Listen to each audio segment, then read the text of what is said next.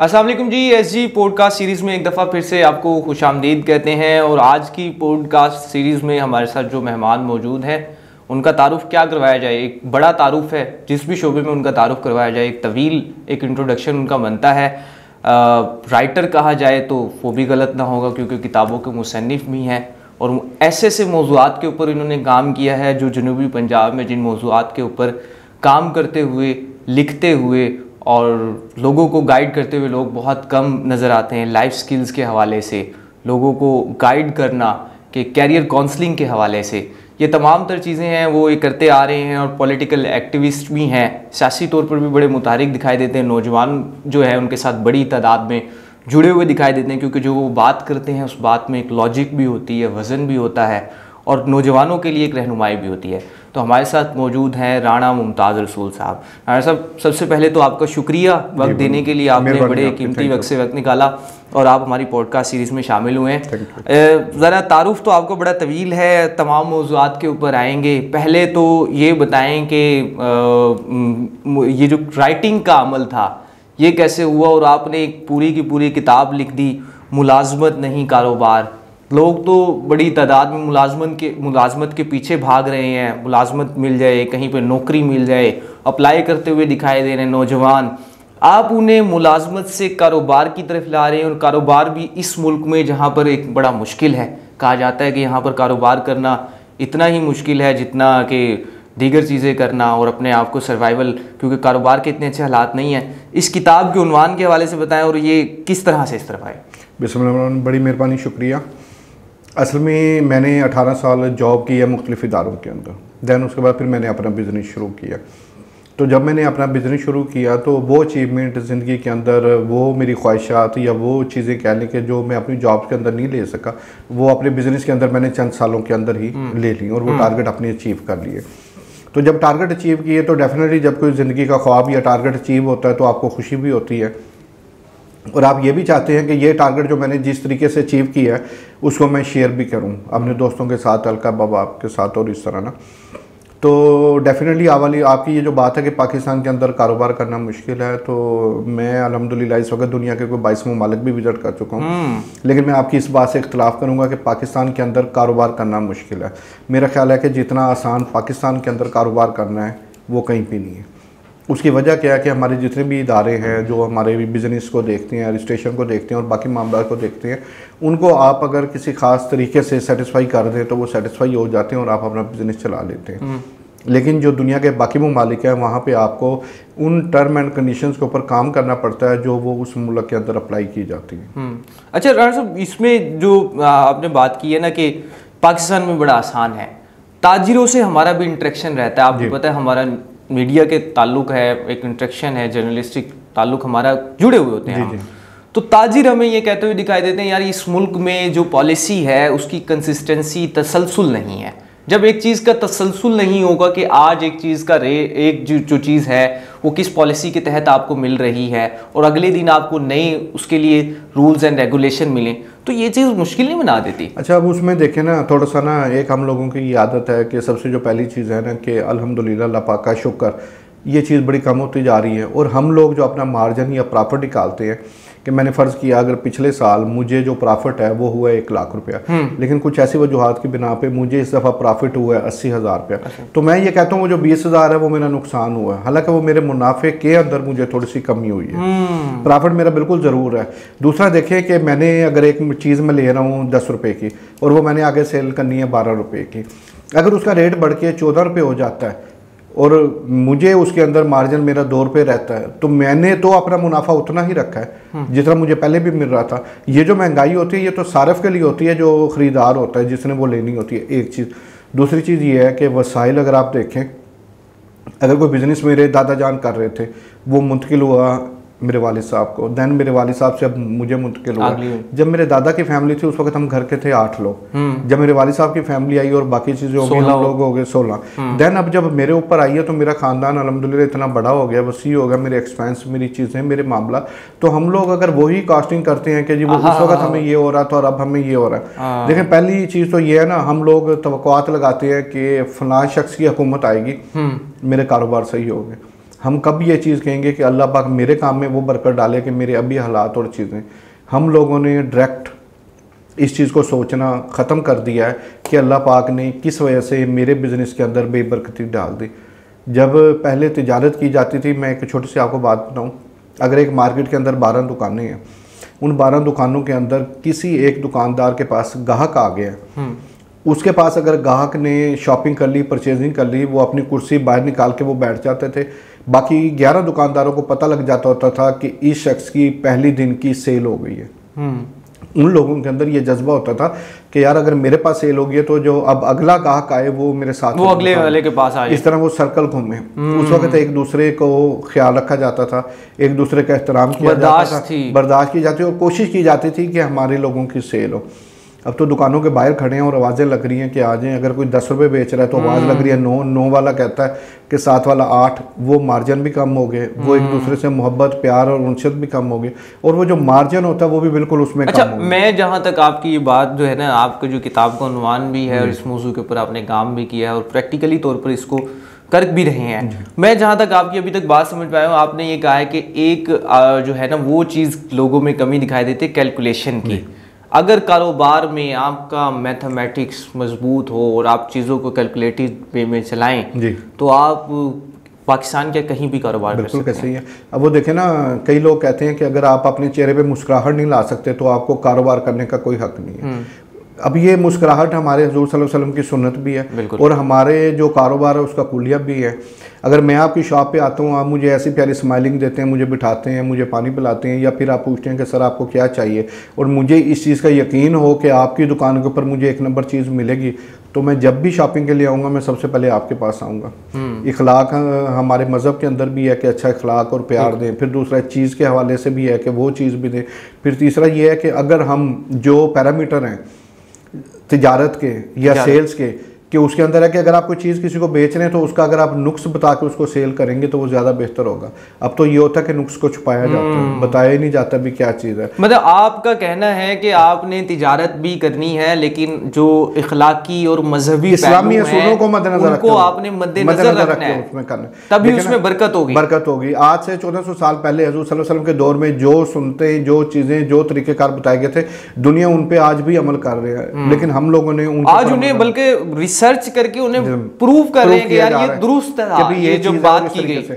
फिर आप ये देखें हमारे जितने भी पैगंबर आए हैं, जितने भी पैगंबर आए हैं, उन सब ने तिजारत और बिजनेस किया, किसी ने भी मुलाजमत नहीं की।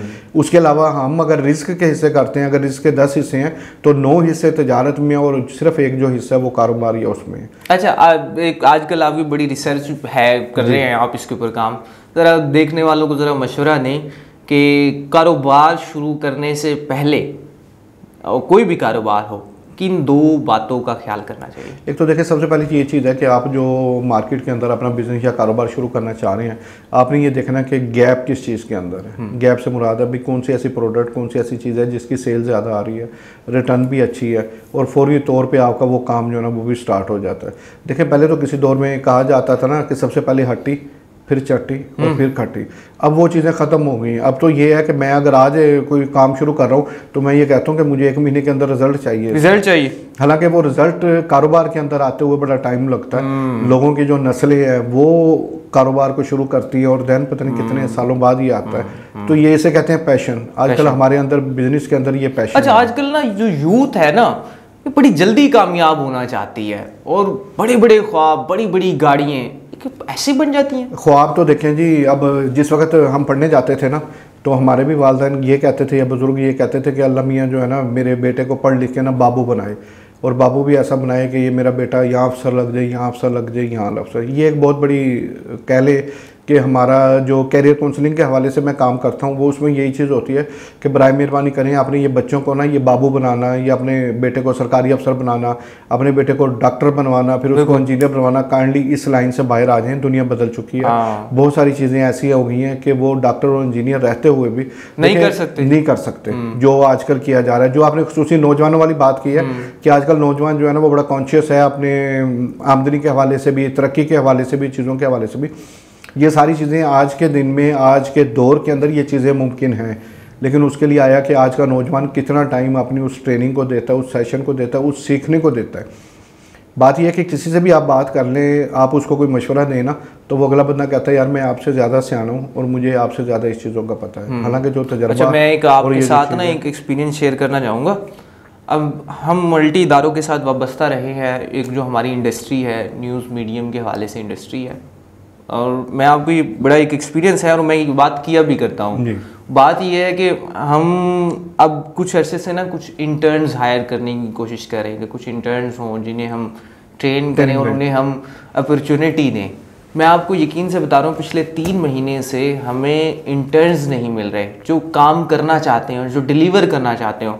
और मुझे याद है जब मेरा कैरियर का आगाज़ हुआ था आज से 10 साल पहले, मैंने जब कैरियर का आगाज़ किया था, मेरे हाथ में कोई 20 से 30 के करीब जो सीवी की कॉपीज़ थी ना जी, वो मैं लेकर फिर रहा था और मल्टी इदारों में मैं देता हुआ फिर रहा था। यार कहीं से तो जवाब आएगा, और कहीं एक से जवाब आया और एक से हमने उस कैरियर को शुरू किया। और लेकिन अब ये नौजवान करना ही नहीं चाहते काम। तो हम ये कैसे कह सकते हैं कि पाकिस्तान के पास एक नौजवानों की एक बड़ी तादाद मौजूद है और वो जी बड़ा ज़बरदस्त हमारे लिए ये एक हम इसे एक सुपीरियर एक पॉइंट शो करते हैं दुनिया में, हमारे पास यूथ है। ये तो कैसी यूथ हमारे पास है भाई? देखिए यूथ वाली तो जो है ना, पाकिस्तान चंद उन खुशनसीब मुल्कों में है जहाँ पे हमारी यूथ 40 से 50% के करीब है। और अल्हम्दुलिल्लाह मतलब है, अगर हम आते हैं एजुकेशन और स्किल की तरफ, ठीक है कि बाकी मुल्कों से हम कम ज़रूर हैं या पीछे ज़रूर है, लेकिन हमारे पास एक फोर्स है। अब कहने का मतलब है उस फोर्स को आप कैसे यूटिलाइज करते हैं, कैसे डायरेक्शन देते हैं, कैसे कैरियर काउंसलिंग करते हैं। अब मैं आपको 2 चीज़ें बताता हूँ। अब जिस तरह आपने कहा ना, 20 CV या 15 CV आपके पास होती थी और आप निकलते थे।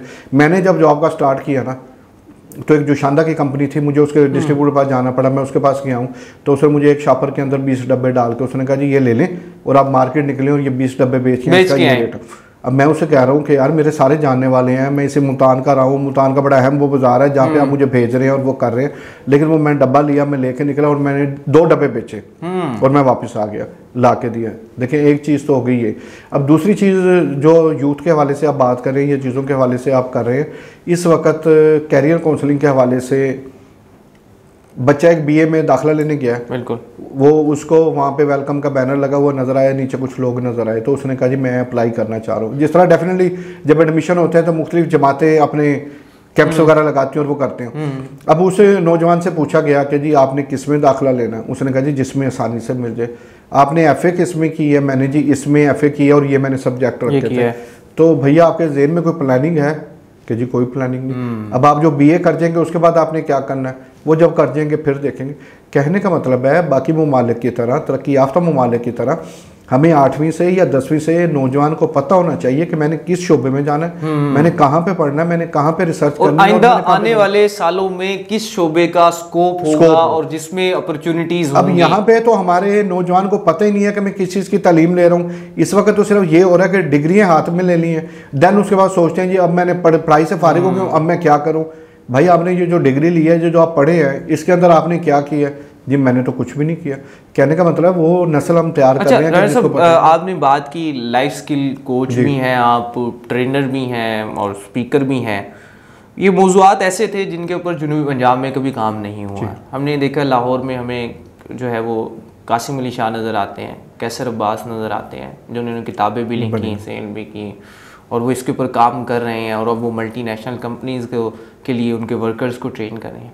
आपने इस खित्ते में रहते हुए इस मौजू का इंतखाब कैसे किया और अब बताएं क्या रिस्पॉन्स है? लोग इसकी अहमियत को समझने लगे हैं या अभी भी वही रैट रेस है, यार बस सीधे सीधा BA करो, MA करो, डबल MA कर लो, इस्लामियात में कर लो, इसमें कर लो, उर्दू में कर लो, तो यही चल रहा है या लोग समझने लगे हैं? नहीं, अब तो देखें ना, 2-3 चीज़ें ऐसी हो गई हैं। सबसे पहली तो चीज़ हुई है कि हमारे पाकिस्तान के अंदर मुलाजमतें जो है ना वो अब तक महदूद हो गई हैं, ख़त्म हो रही हैं, डेली वेजेस पर रखा जा रहा है, कॉन्ट्रैक्ट बेसिस पर रखा जा रहा है। अब वो सरकारी मुलाजमत का, वो मैं एक खबर भी आई थी कि सरकारी मुलाजमत का तो ये है कि अब जो भी भर्ती होंगे उनका पेंशन का निज़ाम ही उन्होंने खत्म कर दिया जी, अब कोई पेंशन नहीं है। इसका मतलब ये है कि आप नौकरी पे आ रहे हैं, आप कॉन्ट्रेक्चुअल मुलाजिम हैं। बिल्कुल ऐसे ही है। एक तो ये चीज़ हो गई है।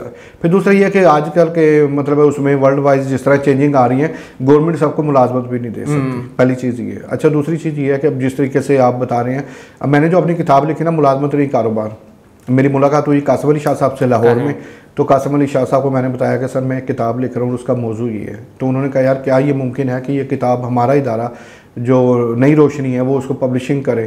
उसकी किताबें रोनमा भी वहीं पे हुई और अल्हम्दुलिल्लाह अब तक कोई 6200 किताबें 6200 किताबें आज के दौर में आपकी सेल हो चुकी है, सेल कर चुकी है, जब यहाँ पे किताब नहीं कोई पढ़ता। और हर साल 2 से 3 एडिशन।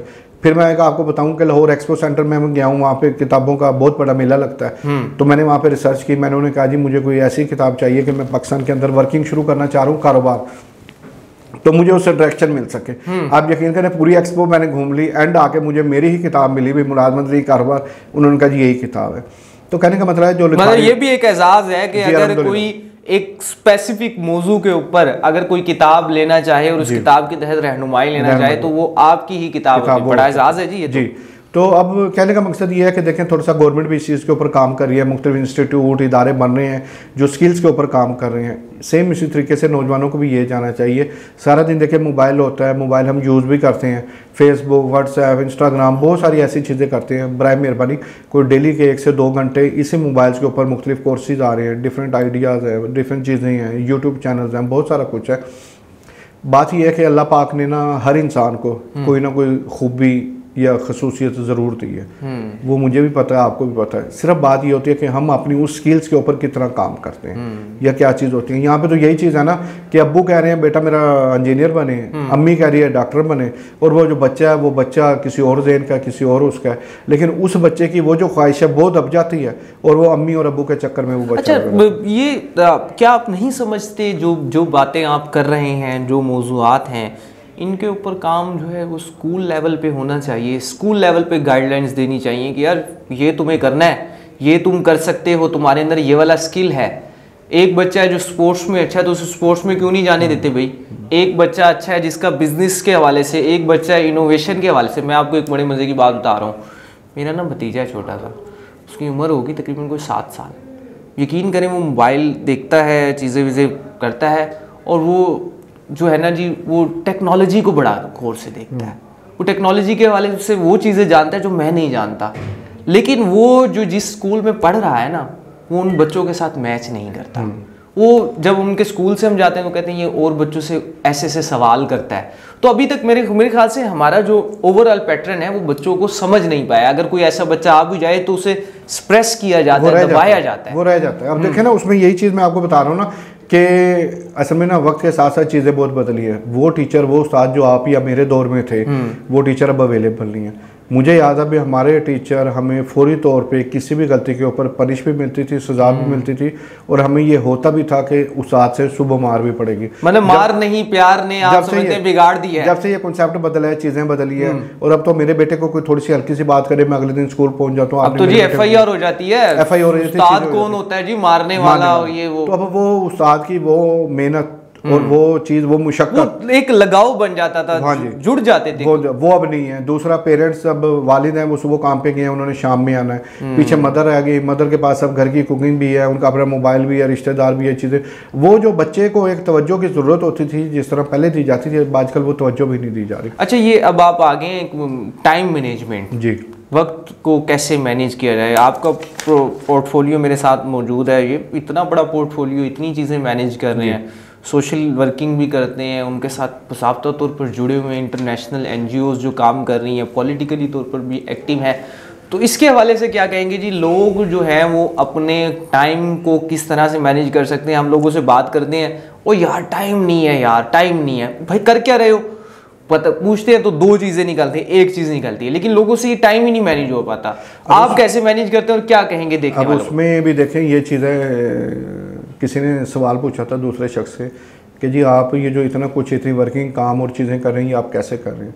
तो उन्होंने कहा था जब अल्लाह पाक की रज़ा के लिए, अल्लाह पाक के बंदों के लिए कोई काम किया जाए तो अल्लाह पाक उस टाइम के अंदर इतनी बरकत डाल देता है कि आपके वो सारे काम हो जाते हैं। पहली चीज़। दूसरी चीज़, रूटीनें इतनी ख़राब हो गई हैं हम लोगों की कि हमारे जो दिन का आगाज़ होता है वो सुबह होता ही 11 या 12 बजे। मुझे एक डॉक्टर साहब मिले, तो डॉक्टर साहब से मैंने पूछा कि डॉक्टर साहब आप सुबह कितने बजे उठते हैं। तो डॉक्टर साहब ने कहा मैं सुबह नमाज के टाइम उठ जाता हूँ। मैंने अब आज सुबह कुछ 4 बजे के करीब मेरी आँख खुली, मैंने तहज्जुद वगैरह भी पढ़ी, फिर उसके बाद नमाज़ वगैरह भी पढ़ी, फिर नमाज़ पढ़ के वॉक वगैरह भी हमारी होती है, रूटीन होती है। आप यकीन करेंगे कि 10 बजे तक मैं अपने मुलाजमीन को अपने जो भी पेंडिंग काम होते हैं उनको मैं वो व्हाट्सएप कर देता हूँ या मैसेज कर देता हूँ कि आज ये वाले काम है, ये चीज़ें करनी है। ये जो टाइम मैनेजमेंट है ये बहुत ज़रूरी है। जब हम सो के दोपहर को उठेंगे और जल्दी जल्दी तैयार होंगे और हमारे ऊपर 10 कामों का जो है ना लोड या भूत सवार होगा, तो उन 10 कामों में से 2 काम सही होंगे, 4 खराब होंगे, 6 हो ही नहीं सकेंगे, चीज़ें होंगी और आप भी मेंटली तौर पर डिस्टर्ब होंगे। तो बराए मेहरबानी ये जो सुन्नत वाला तरीका है, ये जो सोने वाला है कि जो दिन है दिन काम के लिए बनाए गए हैं और रात जो है ना वो आराम के लिए बनाई गई है। तो अब हम लोग तो रात 11-12 बजे तक शॉपिंग होती है, फिर उसके बाद खाना, फिर उसके बाद टीवी, सुबह जाके जब 4 बजे सोएंगे तो आपके अगले दिन में क्या बरकत आएगी और आप क्या उस काम को कर सकते हैं। अच्छा, एक बात बताएं, ये नौजवान जो है मोबाइल फ़ोन का बड़ा इस्तेमाल करते हैं, एक सोशल मीडिया ऐप से निकलते हैं, फेसबुक चला के थक जाते हैं तो व्हाट्सएप चला लेते हैं, व्हाट्सएप से थकते हैं तो इंस्टाग्राम चला लेते हैं, फिर वो ट्विटर, यूट्यूब, मल्टी टास्किंग जो वेबसाइट्स हैं वो चला लेते हैं।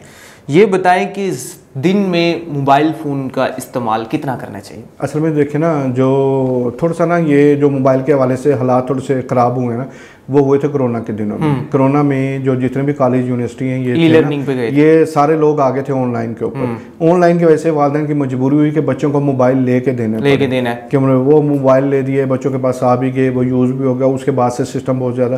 देखिए चीज़ों को ना कंट्रोल में करना ज़रूरी होता है। अब आप हैं, आपके बच्चे हैं, आपने उनको कैसे कंट्रोल करना है, कितने टाइम के लिए मोबाइल देना है, क्या चीज़ करना है। मैंने वो भी पेरेंट्स देखे हैं जिन्होंने अलाउ किया हुआ कि सिर्फ आधा घंटा मोबाइल यूज़ होगा या 1 घंटा टीवी यूज़ होगा, दैन उसके बाद आपकी बाकी चीज़ें होंगी। ये देखें थोड़ी सी ना वालिदैन को मेहनत करनी पड़ेगी। अब डेफिनेटली एक कमरे के अंदर, एक घर के अंदर बैठे हैं, अगर वालिद ही 1 घंटा मोबाइल वहाँ बैठा यूज़ कर रहा है और वो हो रहा है, तो डेफिनेटली अगर वालिद मोबाइल पे है तो बच्चे भी उसके ऊपर हैं चीज़ें, और ये सारा कुछ है। तो बराए मेहरबानी ये वालिदैन ने ही इसकी मैनेजमेंट करनी है, इसको संभालना है, इसको देखना है, फिर क्या पैकेज लगवा के देने हैं। वो मोबाइल कंपनी ने तो पैकेज बहुत सस्ते कर दिए, रात की ऑफर भी चला दी, शाम की भी, दिन की और चीज़ों की, लेकिन ये ओवरऑल सारा कंट्रोल। अच्छा, मैं ना एक आज एक खबर थी देख रहे थे और उस पर बड़ा अफसोस भी हुआ और दुख भी हुआ। खबर यह है कि PTA की जानिब से एक अदाद-ओ-शुमार जारी किए गए हैं, पाकिस्तान में रोज़ाना जो गैर इखलाकी मवाद है उसके ऊपर 2 करोड़ से ज़ायद कोशिशें उन वेबसाइट्स तक एक्सेस की जाती हैं, कोशिश की जाती है। ये वही नौजवान हैं जिनसे हम उम्मीद लगा के बैठे हैं। क्या कहेंगे आप? उसमें देखें बहुत सारी ना जो जिम्मेदारी है ना वो गवर्नमेंट की भी है कि गवर्नमेंट भी इन चीज़ों गवर्नमेंट ने तो जी बैन कर दिया, देखती है, है, क्या सोचती है गवर्नमेंट करे नहीं। अब उसमें ये देखें ना, जैसे मैंने पैकेजेस की बात की कि पैकेज इतने सस्ते हो गए कि वो इजीली बच्चों के लिए एक्सेसिबल है। शायद आपको याद हो कि किसी दौर के अंदर इनकमिंग और आउटगोइंग दोनों के ऊपर पैसे पड़ते थे, और हमें अगर किसी की सुननी भी होती थी ना तो हम बिजी कर देते थे कि यार 10 मिनट का फासला हम जाके हो जाए। तो साथ वाले कमरे से साथ वाले कमरे में बैठे हैं और मोबाइल यूज हो रहा है। आप चाहते हैं ये वही दौर दोबारा इनके लिए लाए? लेकिन चीज़ें जो है ना थोड़ा सा सख्त होंगी, कुछ एनर्जी से वो मतलब लगेगी, पैसे लगेंगे, चीज़ें फिर ही बेहतर होंगी। हर चीज़ अगर आसानी से दस्तयाब होगी तो फिर ये हो सकता है भी अब 2 करोड़ हो, ये आने वाले दिनों में और मज़ीद ज़्यादा बढ़ जाए। जिस भी चीज़ की आसानी होगी और वो फरावानी होगी ना, वो डेफिनेटली फिर आप उसमें नहीं कर सकते। मैं आपको बताऊं कि केबल्स, मुशर्रफ साहब के दौर में केबल्स अभी घरों में जारी थी और इसका नेटवर्क बिछाया जा रहा था। तो मेरी मुलाकात हुई अमजद साहब से। मैंने कहा सर, हम तो पहले किसी दौर में कहते थे कोई VCR घर ला के देखता है और वो होता है तो ये बड़ी गलत बात है। टीवी मतलब है 4 बजे शुरू होता है 12 बजे, सर अब केबल नेटवर्क आ रहा है तो ये तो 24 घंटे और चीज़ें और मामला। उन्होंने कहा ये तो देखें, ये एक समझ लें आपके भी ये एक तूफान है जो आ रहा है और हर घर में जाएगा। अब बात यह भी उस तूफान से आपने या आपकी फैमिली ने कैसे बचना है, ये आपके ऊपर है, हमने देखना था। तो डेफिनेटली ये मतलब इंटरनेशनली तौर पे जो भी चीज़ें, जो भी मामला, देखिए चीज़ें जो सबसे पहले तय होती हैं वो आपके घर से होती हैं, फिर आपका मोहल्ला, फिर आपका शहर और फिर आपका मुल्क और पाकिस्तान। तो इस चीज़ के अंदर सबको अपना किरदार अदा करना चाहिए। अब being a parents, being a teacher, being a friend, being a brother, जिस तरीके से भी है, हर इंसान को अपना किरदार अदा करना चाहिए। वो जो एक चीज़ होती थी, डर खौफ होता था ना कि किसी चीज़ से रोका जाए, किया जाए, ये चीज़ कम होती जा रही है और इख्तियार ज़्यादा किए जा रहे हैं, तो डेफिनेटली फिर ये प्रॉब्लम और ये मसले तो आते हैं। साहब, आपका पोर्टफोलियो बहुत बड़ा है, इसके ऊपर आपके ऊपर साथ मज़ीद भी सेशन हो सकते हैं। अब तक के लिए इस सेशन में हम इतनी ही बात कर पाए हैं, मज़ीद भी हम आपसे किसी और जो है पॉडकास्ट में वक्त लेंगे ताकि मज़ीद जो इन मौज़ूआत हैं इनके ऊपर डिटेल में बात की जा सके, लोगों को, नौजवानों को गाइड किया जा सके, तो आपका बहुत बहुत शुक्रिया जी। हमारे साथ मौजूद थे राणा मुमताज़ रसूल और उनकी बातें आपने सुनी कि किस तरह से आपने कारोबार किया जा सकता है, कौन से जो बुनियादी असूल हैं अगर उन्हें आप फॉलो कर लें तो पाकिस्तान में आप आसानी से कारोबार कर सकते हैं। लेकिन हर चीज़ को अगर करना चाहते हैं तो उनका एक चीज़ जहाँ तक मैं समझ पाया हूँ वो यही है कि अपनी जो ज़िंदगी है, अपने जो मामलात हैं उन्हें डिसिप्लिन करें। जब तक आप डिसिप्लिन नहीं करेंगे तो तब तक आप कोई भी जो गोल है वो हासिल नहीं कर सकेंगे। अब तक के लिए इतना ही, नई किसी पॉडकास्ट सीरीज़ के साथ हासिल होते हैं।